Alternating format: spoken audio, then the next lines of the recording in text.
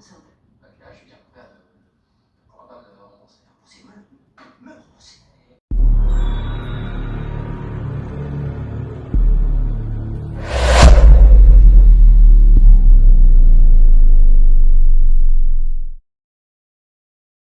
Andito naman ako sa harap nyo, ang tagapunas ng puwet sa Israel at the same time piling chef. Kunwari chef pero hindi naman talaga marunong magluto. At isa pa yung pinakamakulit na tao at saka nang-iistorbo. Shout out. Pasensya na sa istorbo. Okay. Anyway, meron pala tayong cauliflower dito na buo. So, ang bala ko dito, i-boil ko siya and then after, i-boil ko muna siya ng 5 minutes para hindi siya overcook. And then after 5 minutes, i-cool down natin at ilalagay natin sa oven. So ito na nga, kumukulo na yung tubig natin. Ay. Ganyan lang yan. At dapat hindi siya maging overcook.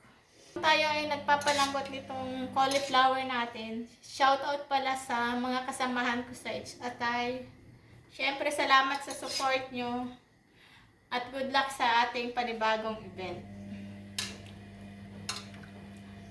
Siyempre, nagpapasalamat pa rin ako. Aray ko, naiyak ako. Salamat pala sa support nyo sa amin ni Founder, sa tandem namin. Salamat na marami. At sana pag dumating yung time na medyo hindi na ako active sa YouTube, syempre magbabagong buhay. Mayroong panibagong haharapin. Sana kung makasalubong nyo yung channel ko, sana supportahan nyo pa rin ako. Kahit hindi na ako ganun ka-supportive. At syempre, sorry sa lahat.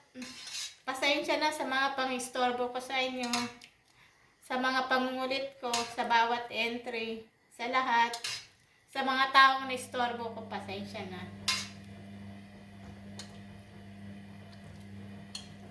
Alam ko naman may pagkamakulit ako eh. Alam ko naman naka-istorbo ako minsan sa inyong lahat. Pasensya na.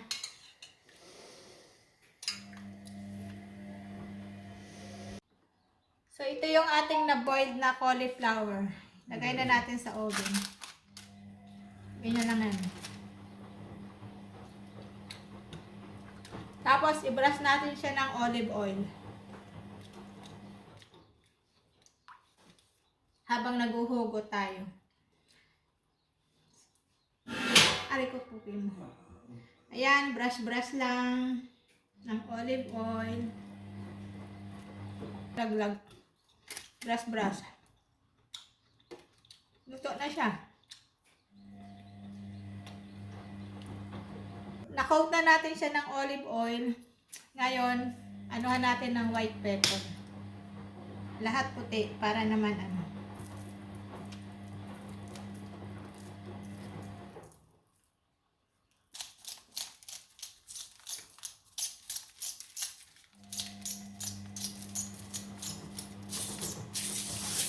Tsaka garlic paste. Konti na lang yung garlic paste ko.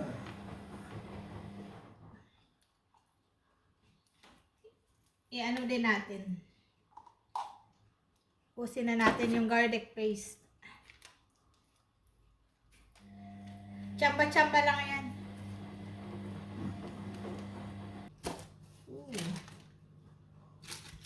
Same. Bibili sa atin. Pag-uwi na lang Pilipinas ako, saka magtitipid.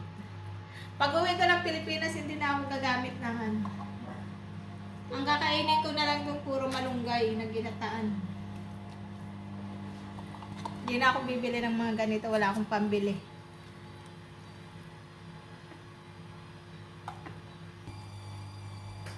Yan na. So, ito na yung ating grilled cauliflower. Kakain na yung katulong. So, mag-slice na tayo. Kakain na tayo. Gutom na ako.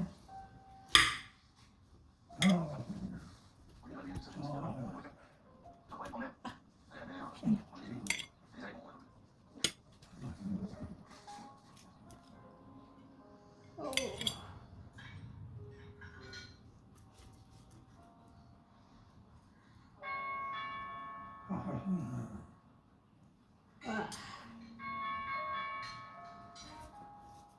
Ayan na. Kainin natin yung isda ko na lamog-lamog. Kasi ang liit ng kawali, kakainis. Nagkalamog-lamog. Sibas na isda yan eh. Ang laki ng pagkapilay niyan.